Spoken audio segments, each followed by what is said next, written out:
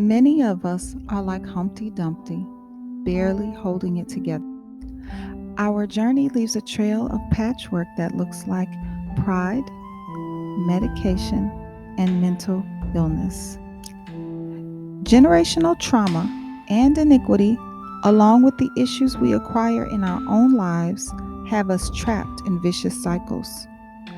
While our symptoms scream, "Look within" for answers, we continue to look everywhere else. Frankly, our inner self is a dark, scary, and uncharted place. I have mentioned before that Yeshua and Torah are the way, truth, and life, as well as the light.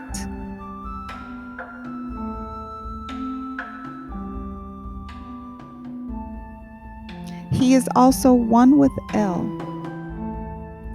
Who better than the son of El to be our guide? After all, it is He who knew us before we were fashioned in the womb, has all the hairs on our head numbered, and collects our tears.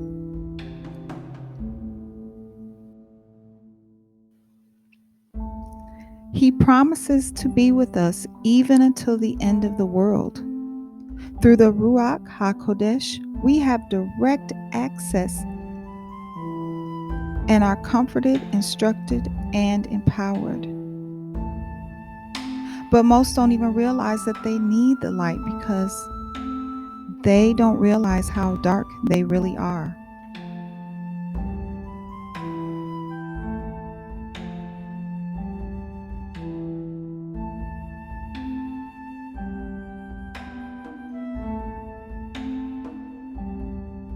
I don't think Yeshua is speaking of the two eyes you physically see with, but the eye of the mind. Eye in both Hebrew and Greek can be literal eyes or the metaphor for the faculty of knowing. What's in our minds? What and who have we listened to? We do not always know because we either don't know what to pay attention to or we don't believe the issue is fixable. And if you're wondering whether or not you have a dark mind or spirit, the scripture has the answer.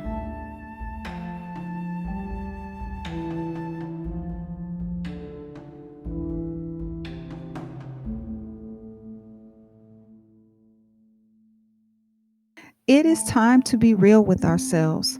Our hearts are deceitful and desperately wicked. We lie to ourselves and are unwilling to look within.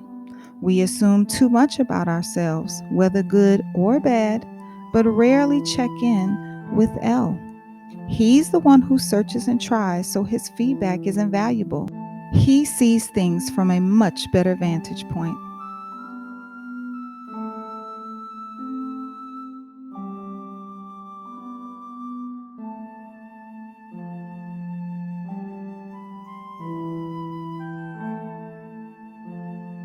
El Elyon will bring things out of us, and if we're paying attention, we can change.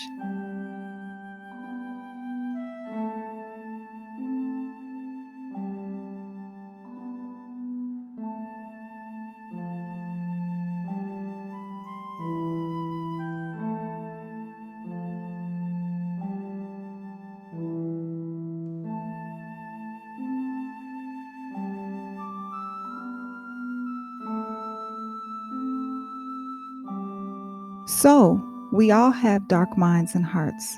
Now what? Well, you have two choices.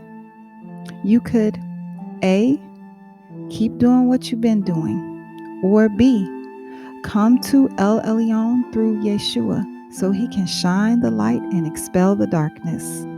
If you choose B, please beware.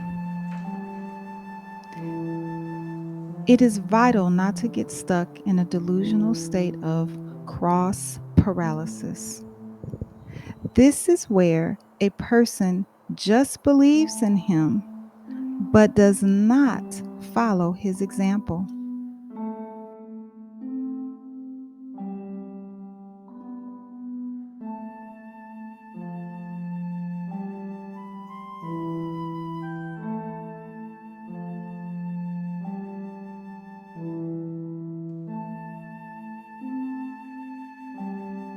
We must all go through the process of losing our life, where we die to self.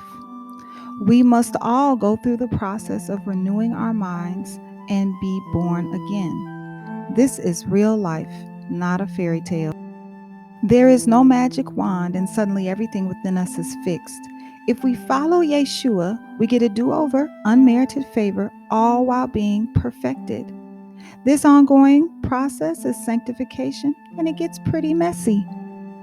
He will bring things to your attention, dark things that He wants you to face and overcome.